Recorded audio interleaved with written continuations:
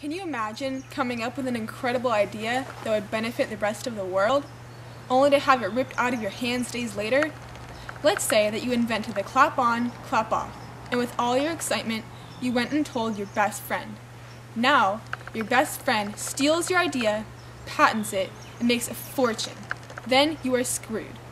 So individuals or companies deserve the right to patent anything they create. Patenting is essential even when involving genes. The state of California should allow the exclusive ownership of genes and/or organisms.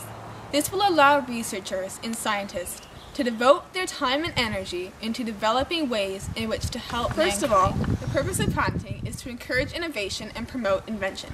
Scientific researchers are troubled with this concept because they think that science will more rapidly advance if patenting genes was prohibited. But the law of intellectual property states otherwise. It emphasizes that without a patent, no one will be interested to invest in research and development.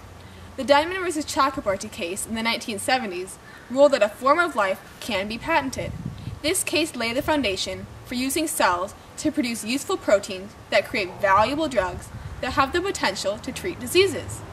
Gene patents have been written about for almost 20 years and proven beneficial in developing therapeutic Patenting allows for companies to protect inventions without secrecy.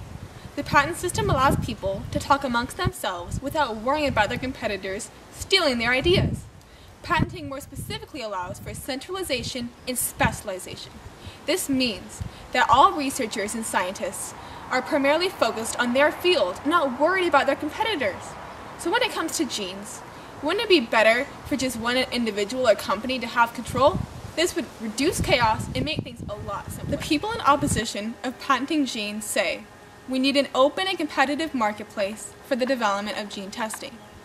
But, according to Gregory Critchfield, the president of genetic testing at Myriad, the United States monopoly on BRCA testing has not hindered the process on testing. Myriad simply hopes to introduce better testing. Also, when one company has full control over a certain field, that forces other companies to venture into other areas, thus expanding the marketplace and allowing for new discoveries. In addition, Christian, a scientific novelist, and other critics often ask, how can anyone own my genes? Well, no one can own your genes, but what they can own is a DNA sequence that someone has isolated and made useful. The gene for the human factor VIII is no good to a hemophiliac when it is in somebody else's genome. It is only beneficial when it is isolated and a company spends time and money to bring the gene to the market. It is unconstitutional to patent something occurring in nature, but isolated DNA sequences do not occur in nature.